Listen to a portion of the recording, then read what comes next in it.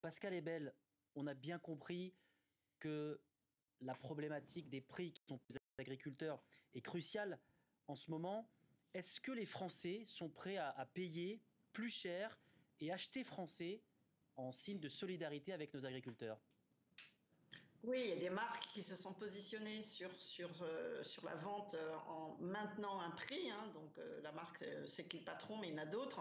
Et donc on sait très bien qu'ils font de la croissance. Donc il y a vraiment une partie de la population française qui a les moyens, parce que finalement ça coûte quand même un peu plus cher d'aller vers ces marques-là. Donc la difficulté, c'est toujours qu'il y a des inégalités qui s'accroissent, notamment sur le pouvoir d'achat arbitrable, ce qui reste une fois qu'on a payé les dépenses contraintes.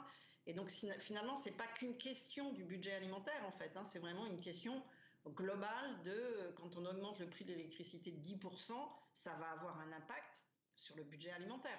On ne le dit pas, mais c'est la réalité pour un foyer qui a des enfants, qui doit nourrir beaucoup de monde. Donc finalement, c'est de penser plus globalement pour aider aussi qu'il y ait des aides. L'aide alimentaire est complètement insuffisante, qu'il y ait des aides pour les foyers qui n'arrivent pas à se nourrir. Donc donner aussi des chèques alimentaires aux Français pour acheter des produits qui soient français, qui soient locaux, qui soient bio. Évidemment, ça aiderait aussi les agriculteurs. Il y a d'autres façons d'aider les agriculteurs en donnant plus de pouvoir d'achat aussi aux consommateurs et bien sûr en régulant pour qu'il n'y ait pas d'abus et qu'en effet, quand on utilise un chèque alimentaire, il peut y avoir des effets indirects où en effet la marge reste du côté des industriels et de la grande distribution et ne redescende pas vers les agriculteurs.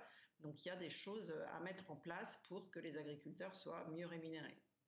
Alors les annonces du Premier ministre hier ont partiellement, on l'a dit, apaisé la colère des agriculteurs, mais suscitent la colère des écologistes. Hervé Kempf, est-ce que vous diriez que les annonces d'hier, c'est une forme de recul pour l'environnement ?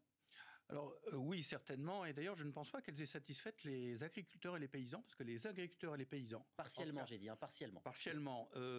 Beaucoup ne sont pas du tout sur la ligne de la FNSEA et qui dit il y a trop de normes, il y a trop d'environnement. Non, non, pas du tout. Ce qui dit, c'est on veut respecter l'environnement, on en a besoin, et parce qu'ils sont au courant.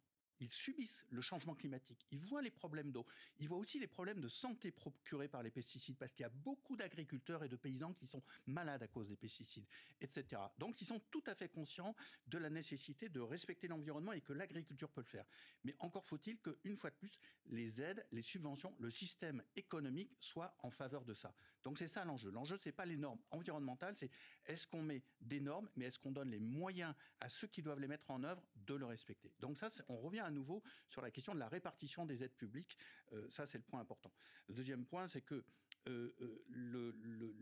l'agriculture, si elle va dans cette direction, et Madame Ebel vient de le dire, il y a une demande des consommateurs. Tout le monde a envie de bien manger à un prix correct, mais on ne veut pas manger des pesticides ou trop de produits qui sont mauvais pour notre santé et qui pèsent d'ailleurs collectivement sur le budget de la sécurité sociale.